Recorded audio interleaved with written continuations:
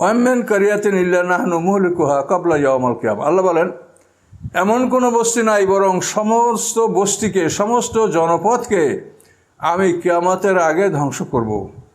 আর যদি ধ্বংস না করি, আও মুআযযিবু আযাবান শাদীদা, আর যদি না করি তাহলে আমি অন্তত কঠিন শাস্তি দেব। তো পৃথিবীতে যত জনপদগুলি আছে, এই সমস্ত জনপদগুলির উপরে ধ্বংস অথবা শাস্তি দুটোর একটা আরবি। কানা যালিকা ফিল কিতাবে মাসতুরা, এবং এগুলি সব আল্লাহর কিতাবে একেবারে লাইনে লাইনে সুন্দর করে প্যারা প্যারা করে এগুলি লেখা আছে।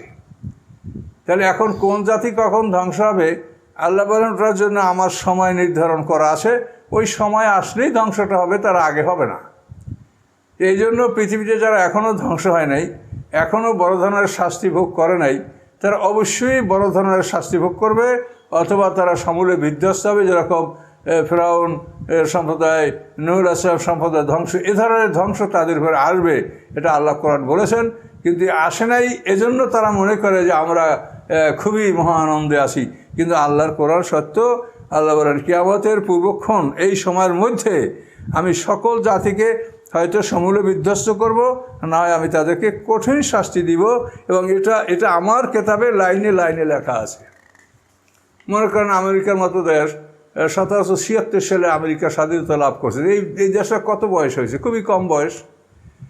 কাজেই আল্লাহ তাআলা প্রত্যেকটা জাতিকে সময় দিয়ে তারপর তাকে ধ্বংস করেন। কাজেই আল্লাহ সময় দিবেন, আল্লাহ সময় দিবেন। সময় দেওয়ার পরেও যদি তারা সৎপথে না আসে, তখন আল্লাহ তাদেরকে ধ্বংস করবে।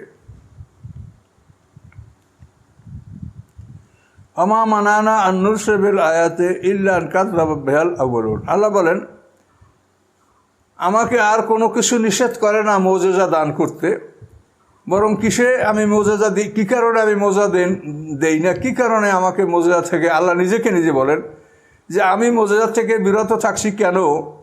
যে ইল্লা আন কাযযাবা বিহাল আউয়ালুন, যে এই মুজিজাগুলি পূর্ববর্তীরা অস্বীকার করেছে।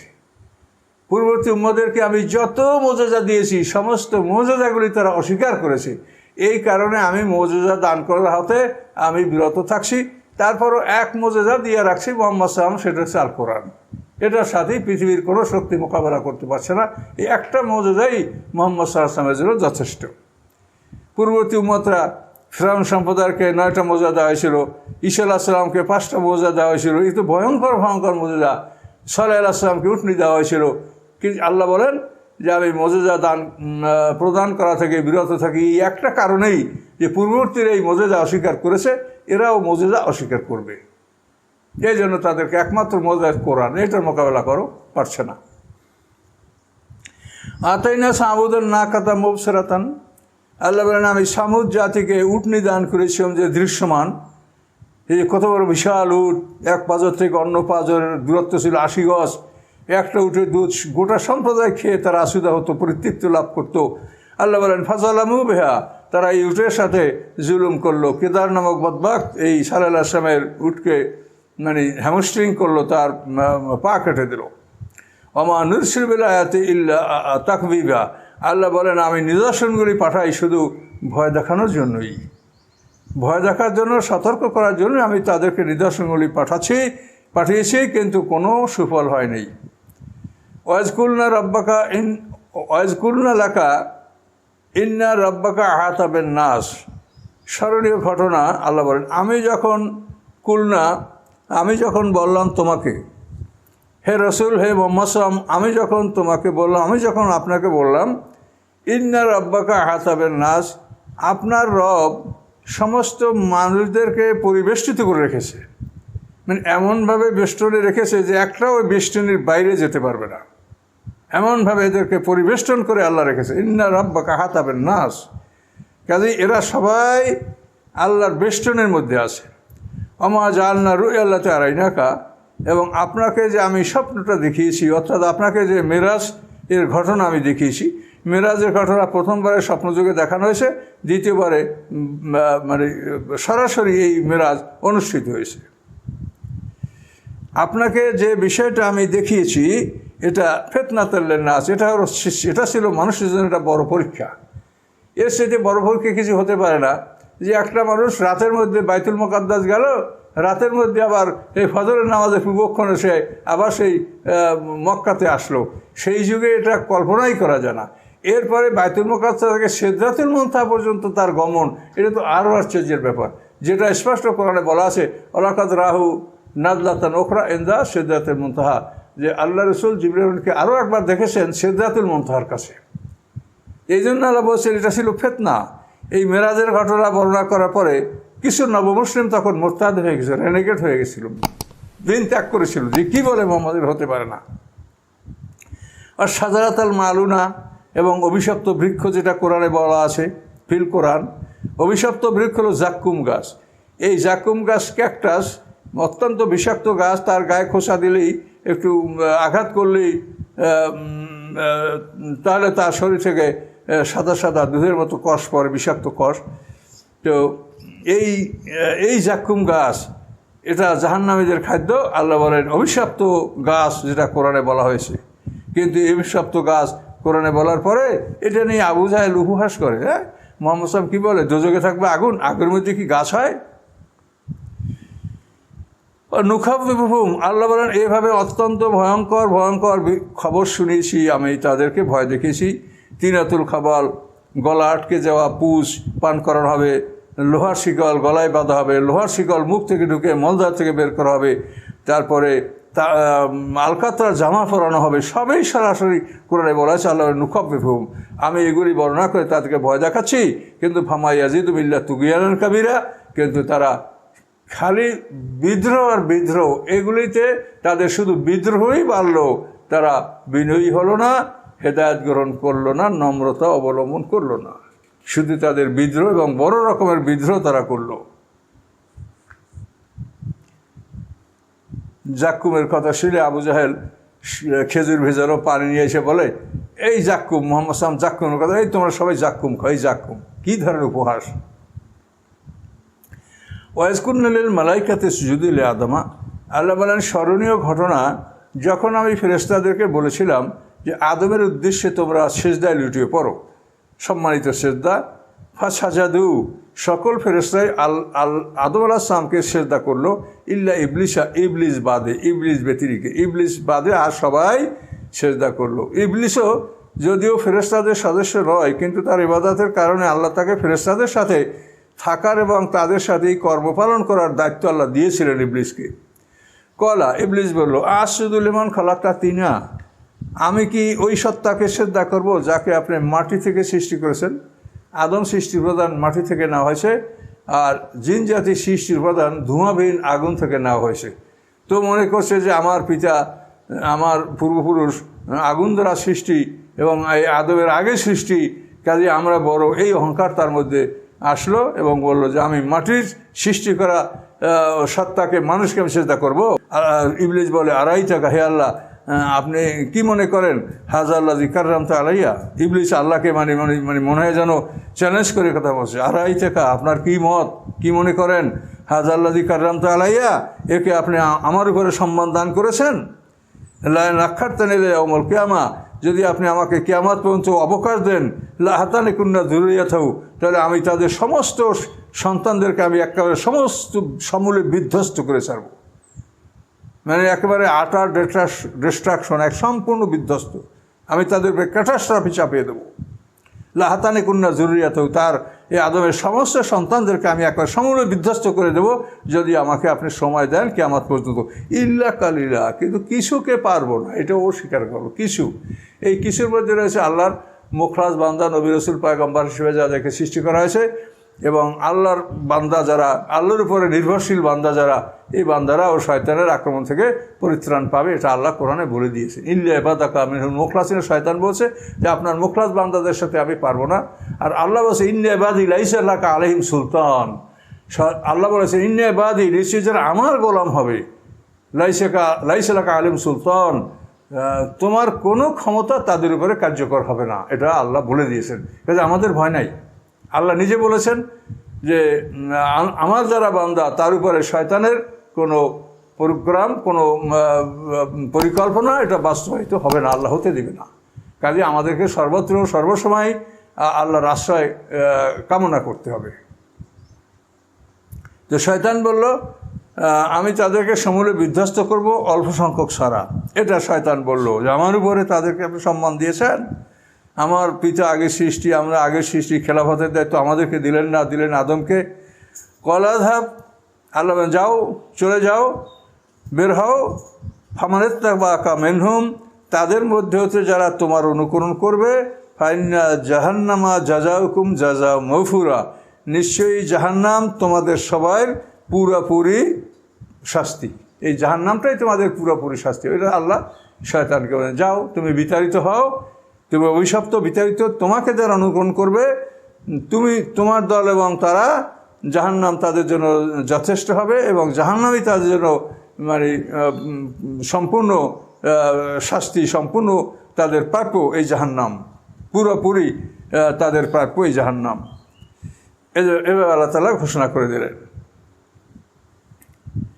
অস্তাফশেষ মানেস্তাতা মিনহুম, তুমি তাদের মধ্যে হতে যাদের উপরে ক্ষমতা রাখো তাদেরকে তুমি বিচ্ছিন্ন করো। অর্থাৎ আল্লাহ বলছেন আল্লাহর রজ্জুকে শক্ত করে ধারণ করো। এই আল্লাহর রজ্জু হতে ওরা শয়তান মানুষকে বিচ্ছিন্ন করে, পৃথক করে ফেলে। তাই আল্লাহ বলেন অস্তাফশেষ মানেস্তাতা মিনহুম বিসাউতেকা, তোমার সাউত মানে তোমার আওয়াজ। শয়তানের আওয়াজগুলি কী শোনেন? গান বাজনা, জারি যাত্রা, এগুলি সব শয়তানের আওয়াজ।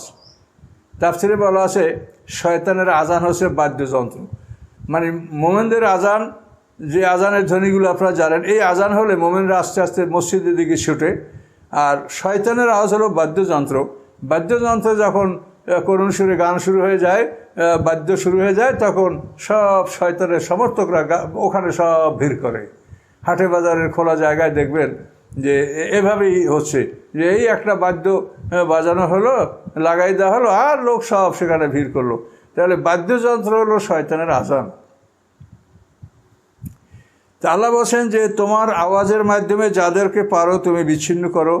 ওয়াজলেম আলেম বে খাইলেকা ও রাজিলেকা, এবং তাদের উপরে চাপিয়ে দাও তোমার ঘোড়সাওয়ার এবং পদাতিক বাহিনী। অর্থাৎ শয়তানের যত কিছু আছে, এখন শয়তানের সরাসরি ঘোড়সাওয়ার আছে কি না, ঘোড়সাওয়ার বাহিনী, ক্যাভালারি আছে কি না, এটা আমরা বলতে পারবো না। কিন্তু আল্লাহ বলছেন এর থেকে আমরা বুঝি যে তোমার সব ধরনের শক্তি তুমি প্রয়োগ করো, এটা বোঝানো হয়েছে। তাতে তাদের ওর কি ঘোড়সাওয়ার আছে কি না, আল্লাহ তো বলছেন তাই, যে তোমার ঘোড়সাওয়ার যারা আছে, তোমার পদাতিক বাহিনী যারা আছে, সবাইকে তুমি চাপিয়ে দাও আদম সন্তানদের উপরে। সারে খুমফিল আমলে আওলাদ, এবং তাদেরকে মালে আওলাদে তুমি শরিক করো, অংশীদার বানাও। মালে অংশীদার হওয়া তো খুবই স্বাভাবিক ব্যাপার। মানব শয়তান, জিন শয়তানেরা মিলে সমাজে বিশাল একটা নেটওয়ার্ক তৈরি করে, তারা অর্থনৈতিকভাবে তারা মানে অনেক উপকৃত হচ্ছে, এটা আপনারা জানেন। শয়তানের রোগ সৃষ্টি করে, কোনো ডাক্তারের চিকিৎসায় ভালো হয় না, হুজুরে ফুক দিলেই ভালো হয়ে যায়। এভাবে একটা নেটওয়ার্ক, ওই রোগ কিন্তু রোগ না, মানে চিকিৎসা এটা রোগ বলে প্রমাণ হয় না, কিন্তু তারপর দেখা যায় মানুষ অসুস্থ, চোখে দেখে না, গলায় ব্যথা, তো অমুক জায়গায় ই করে, পেটে ব্যথা, অথচ পিসাবে ফু দিলে, বা এই শয়তানের পক্ষের যারা মানব শয়তান, জিন শয়তান, যেটা আল্লাহ বলছেন মেলা জিন্নাতে নাস, শয়তানে একজোড়া মানুষ শয়তান, জিন শয়তান, এই দুই শয়তানের একত্রিত হয়ে পৃথিবীতে একটা বিরাট নেটওয়ার্ক সৃষ্টি করে, মানুষের মধ্যে কৃত্রিম রোগ ব্যাধি সৃষ্টি করে, কৃত্রিম সমস্যা সৃষ্টি করে। আবার ওই শয়তানের সেটা শয়তান হটে যায়, তখন এই কৃত্রিম সমস্যাটা দূর হয়ে যায়। মানুষরা মনে করে যেটা হুজুরের কেরামত, হুজুরের দোয়া, হুজুরের ফজিলত, হুজুরের বরকত। এই জন্য আল্লাহ বলছেন যে শয়তান তোমার কাজ হলো তুমি তাদেরকে তোমার কণ্ঠস্বর আওয়াজ দ্বারা, তোমার গান বাজনা বিচ্ছিন্ন করো, তাদের উপরে তোমার ঘোড়সাওয়ার পদাতিক বাহিনী চাপিয়ে দাও, মাল আওলাদে তাদেরকে শরিক রাখো। যারা জেনায় লিপ্ত তাদের সাথে শয়তান, এই জেনার মাধ্যমে মানে আওলাদ পর্যন্ত সৃষ্টি হয়। যারা স্বামী স্ত্রীর ব্যবহারের সময় আল্লাহর নাম ব্যবহার করে না, বা নির্ধারিত দোয়া কালাম যারা পাঠ করে না, তাদের সাথে শয়তানও অংশগ্রহণ করে। এই জন্য মাল এবং আওলাদে কাজেই নিয়মিতভাবে আল্লাহ তাআলা যে বিধান দিয়েছেন, সেই বিধান অনুসারে যারা মানে স্ত্রী গমন করে না, ত্রুটি করে, আল্লাহর নামকে বাদ দিয়েই তারা এভাবে অপকর্ম বা নিজেদের স্ত্রীকেও ব্যবহার করে, তাদের জন্য এই আমলে শয়তান তাদের সাথে অংশীদার থাকে। এই জন্য আল্লাহ বলছেন যে তুমি মাল আওলাদে তুমি তাদেরকে শরিক করে নাও, ওয়াইদহুম, এবং তাদেরকে তুমি প্রতিশ্রুতি দাও, আমার ইয়াদুম শয়তান ইল্লা গুরুরা, শয়তান তাদেরকে প্রবঞ্চনার প্রতিশ্রুতি ছাড়া আর কিছুই দিচ্ছে না। শয়তানের প্রতিশ্রুতি সবই প্রবঞ্চনা। এটা দেখা যাবে যে শয়তান বলছে মিথ্যা, এবং সেটা স্বীকারও করবে। ইন্নাল্লাহু ওয়াদাকুম ওয়াদাল হক। যখন হাসরের ময়দানে শয়তানের বক্তব্য আল্লাহ দেওয়ার জন্য আগুনের মেম্বার তৈরি করে দেবে জাহান্নামের, এবং সেখানে দাঁড়াইয়া শয়তান যে বক্তৃতা দিবে, সেইখানে শয়তান বলবে ইন্নাল্লাহু ওয়াদাকুম ওয়াদাল হক, আল্লাহ তাআলা তোমাদের সাথে সত্য প্রতিশ্রুতি দিয়েছিলেন, ও আত্মকুম ফাকলাপ্তকুম, আর আমি যে তোমাদেরকে প্রতিশ্রুতি দিয়েছিলাম সেটা ছিল একটা মিথ্যা প্রতিশ্রুতি, আমি সেটাকে এখন প্রত্যাহার করছি। নাউজুবিল্লাহ। এই জন্য আল্লাহ বলছেন যে শয়তানের প্রতিশ্রুতি ধোঁকা, এটা সত্য নয়, এটা বাস্তব নয়। আল্লাহ বললেন যে শয়তানের এত ক্ষমতা শুনে আমরা হয়তো ঘাবড়িয়ে যাব। তা আল্লাহ বলেন ইন্নে ইবাদি লাইসা আলিম সুলতান। আল্লাহ বলেন যে আমার যারা বান্দা, আমরা আল্লাহর গোলাম, আমরা লা ইলাহা ইল্লাল্লাহ এই বাক্যের মাধ্যমে আমরা আল্লাহর গোলামি, আল্লাহর দাসত্বকে আমরা স্বীকার করেছি, আমাদের ধন সম্পদকে আল্লাহর মালিকানায় দিয়ে দিয়েছি, আমরা গোলাম। তো আল্লাহ বলেন যারা আমার গোলাম, লাইসা লাকা আলাইহিম সুলতান, তাদের উপরে তোমার কোনো ক্ষমতা কার্যকরী হবে না। কাফা বে রব্বিকা ওয়াকিলা, এবং নিশ্চয়ই হে মুহাম্মদ আপনার রব কর্মবিধায়ক হিসাবে যথেষ্ট। তিনি আমাদের ওকিল, আল্লাহ আমাদের ওকিল, কাজে আমাদের কর্ম সম্পাদন আল্লাহর মাধ্যমেই হবে। ইনশাআল্লাহ শয়তান আমাদের ক্ষতি করতে পারবে না, এটা আল্লাহ বলছে। এই জন্য প্রত্যেকটা কাজে কোরআন পাঠ করার আগে তুমি আউযুবিল্লাহ পড়ে নাও, এবং অন্য অন্য যে কোনো কাজে তুমি বিসমিল্লাহির রহমানির রহিম অর্থাৎ আল্লাহর কাছে অনুমতি নিয়ে তুমি সব কিছু কাজ শুরু করো। তাহলেই আল্লাহ আমাদেরকে যে পরামর্শ দিয়েছেন, এই পরামর্শ নিয়ে আমরা কাজ করলে শয়তান আমাদের ক্ষতি করতে পারবে না। রব্বুকুমুল্লাযী ইউযজি লাকুমুল ফুলকা ফিল বাহর, তোমাদের রব তিনি যিনি সমুদ্রে তোমাদের জন্য নৌকাগুলি পরিচালনা করে থাকেন। সমুদ্রে নৌকাগুলি পরিচালিত হয় এটা সম্পূর্ণ আল্লাহর ইচ্ছার উপরে, আল্লাহর দৃষ্টিতে, আল্লাহর তত্ত্বাবধানে এগুলো হয়ে থাকে, কিন্তু আমরা আল্লাহর কথা ভাবি না। লিতাবতাগু মিন ফাদলি, এই নৌকাগুলির সাহায্যে তোমরা আল্লাহর অনুগ্রহ অর্থাৎ ব্যবসা বাণিজ্য তোমরা করছো। ইন্নাহু কানা বিকুম রাহিমা, নিশ্চয়ই আল্লাহ তাআলা তোমাদের অত্যন্ত দয়াবান।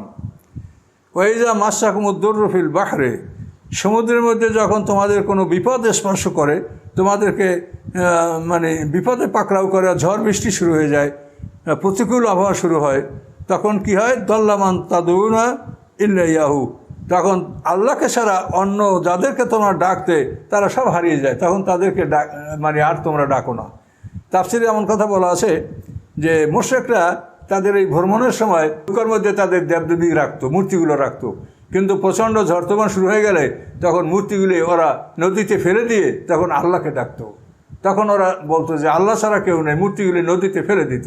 সেই কথা আল্লাহ বলেন যে তোমাদের উপরে যদি কোনো বিপদ আসে, দল্লামান তাদুনা, তখন ওরা হারিয়ে যায় যাদেরকে তোমরা ডাকতেছিলে এত সময়, সুখের সময়। ইল্লা ইয়াহু, বরং তোমরা শুধু আল্লাহকেই ডাকো, মূর্তিগুলি নদীতে ফেলে দিয়ে তখন তোমরা আল্লাহকে ডাকো। শেষ পর্যন্ত বলে মুসলমানের আল্লাহর দোহাই। আল্লাহ বলেন ফালাম্মা নাজ্জাকুম মিনাল বাররি, অথবা যখন তোমাদেরকে কিনারায় আল্লাহ মুক্তি দেন, আর তখন আবার তোমরা ফিরে যাও, আবার তোমরা ওই মূর্তি সংগ্রহ করো, আবার মূর্তি পূজা শুরু করো। অকানুল ইনসানু কাফুরা, এবং মানুষের স্বভাব হলো অকৃতজ্ঞতা। সে আল্লাহ যে তার উপরে এহসান করলেন, উপকার করলেন, এই জন্য সে কৃতজ্ঞ হবে, কিন্তু মানুষের স্বভাবই হচ্ছে অকৃতজ্ঞতা। আফা আমিনতুম আন ইয়াখসিফাকুম জানিবাল বাররি, তোমরা কি এর থেকে নিরাপদ বোধ করছো যে পৃথিবীর একাংশ তোমাদেরকে সহ মাটির মধ্যে ধসে যাবে? আমাদের ওখানে পিরোজপুর ডিস্ট্রিক্টে নদীর কিনারা বিরাট একটা অংশ হঠাৎ করে সব মাটি, দোকান পাট সব মুহূর্তের মধ্যে দুম করে পানি নিচে চলে গেছিলো পাড়াঘাট অঞ্চলে, স্টিমার ঘাটে। তো আল্লাহ বলেন যে তোমাদেরকে নিয়ে পৃথিবীর কোনো এক অংশ মাটির মধ্যে ধসে যেতে পারে। আও ইউরসিলা আলাইকুম হাসিবা, অথবা আল্লাহ তাআলা তোমাদের প্রস্তর বর্ষণ করতে পারেন, সরাসরি পাথর বর্ষণ, অথবা বড় বড় শিলাবৃষ্টি, সেটাও পাথরের সমতুল্য, এটা আল্লাহ ইচ্ছা করলে করতে পারেন। সুম্মা লা তাজিদু লাকুম ওয়াকিলা, তারপর তোমরা তোমাদের জন্য এমন কোনো কর্মবিধায়ক পাবে না, এমন কোনো উদ্ধারকারী পাবে না যে তোমাদেরকে উদ্ধার করতে পারে। আমিনতুম আন ইয়াহদিয়াকুম ফিহি তারাতান উখরা, অথবা তোমরা কি নিরাপদ বোধ করছো যে তোমাদেরকে আবার ওই সমুদ্রে আসতে হবে, ওই সমুদ্রে তোমাদের কাজের জন্য আল্লাহ তোমাদেরকে আবার সমুদ্রে নিয়ে আসবেন। এবং ফায়রুসুল আলাইকুম কাসিফান রূহ, এবং তখন আল্লাহ তাআলা তোমাদের উপরে বিধ্বংসী হাওয়া আল্লাহ তাআলা প্রবাহিত করতে পারেন পুনরায়। কাশিফা মানে রূপ বিধ্বংসী হাওয়া, ঝঞ্ঝাবায়ু ঝোড়ো হাওয়া, থান্ডার স্টর্ম, সাইক্লোন, ফায়ুগরেখাকুম বিমা কাফারতুম, এবং তোমাদের কুফরির জন্য আল্লাহ তোমাদেরকে সব ডুবিয়ে দিতে পারেন সমুদ্রের মধ্যে। সুম্মাল্লাহ তাজুরাকুম আলাইনা তাবিয়া, এরপর তোমরা এমন কাউকে পাবে না যে আমার পিছনে অগ্রসর হয়ে এর কোনো প্রতিশোধ গ্রহণ করবে, এমন কোনো ক্ষমতাবান তোমরা পাবে না। কাজে আল্লাহ তাআলা আমাদেরকে তার অনুগ্রহ নেয়ামতগুলি স্মরণ করে দিয়ে আমাদেরকে বুঝাচ্ছেন যে আমরা যাতে শিরক মুক্ত হই এবং আল্লাহমুখী হই।